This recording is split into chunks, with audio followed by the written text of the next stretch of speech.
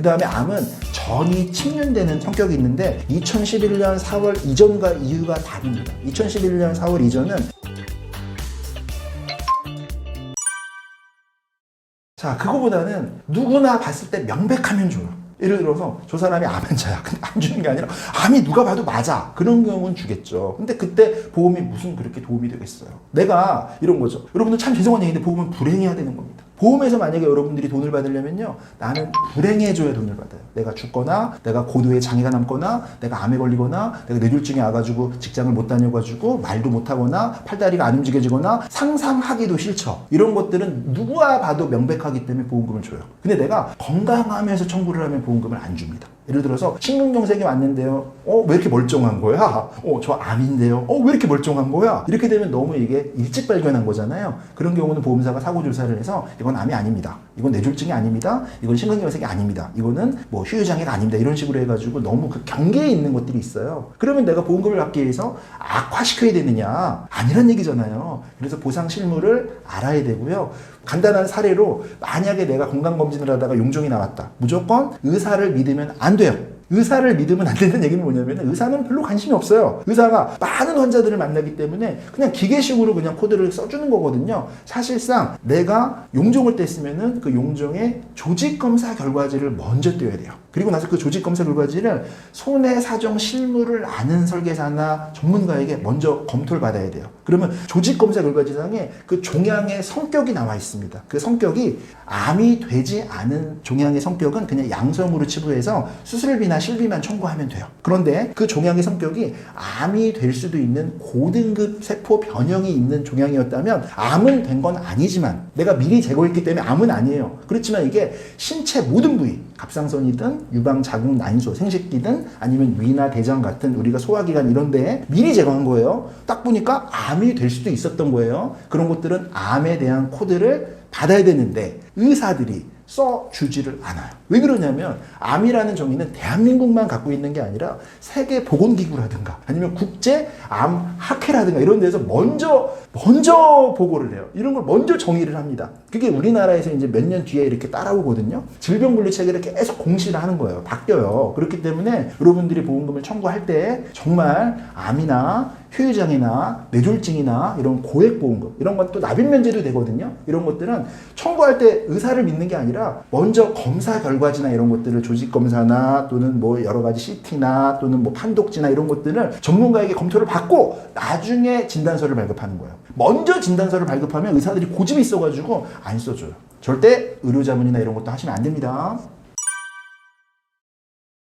암은 아직 인류가 정복하지 않은 그런 질병이고 예전하고 다르게 예전에는 이렇게 생각했어요. 우리가 20년 전만 해도요. 암에 진단되면은 말기암 그리고 사람이 다 죽을 거라고 생각을 했나 봐요. 그래가지고 암 진단비, 암 사망 이런 식으로 설계를 많이 했지만 요즘에는 암의 생존 급부 특약이 많이 나왔어요. 한마디로 암을 치료하는 방법이 이제 항암 치료 같은 게 있는데 내가 고통 없이 치료받는 겁니다. 예를 들어서 방사선을 쐬면은 뭐 5분도 아니에요. 뭐 5초? 10초면 치료가 되는 거야. 집에 가세요. 이렇게 되는 거예요. 뭐 2분, 3분이면 통원을 하는 거예요. 그래서 요즘에는 암에 대한 통원비 특약도 많이 나왔고요. 항암, 방사선, 약물 치료에 대한 특약도 많이 나왔고 표적 항암 이런 것도 특약이 많이 나왔기 때문에 내가 5년 전, 10년 전에 가입할 때에는 없던 특약들이 많이 나온 거예요. 그래가지고 암은 이렇게 되는 거죠. 내가 아무래도 암 가족력이 있고 그 다음에 어떤 특정한 암에 대해서 좀 걱정이 되면은 만기를 다 100세로 하지 말고 내가 20년 또는 정년 또는 기간을 좀 정해서 내가 원하는 암을 좀 따로 설계를 하면 되게 싸요. 그리고 내가 원래 갖고 있던 일반암도 뭐 유지를 잘하고. 그런데 여기서 중요한 거는 암이라는 거는 무조건 병리학적 소견을 가지고 최종 진단 확정합니다. 그래서 조직검사 결과가 되게 중요한데 아까도 말씀드렸지만 몇 년도에 암을 가입했냐에 따라 내가 일반암으로 받을 수 있고 일반암으로 못 받는 게 있어요.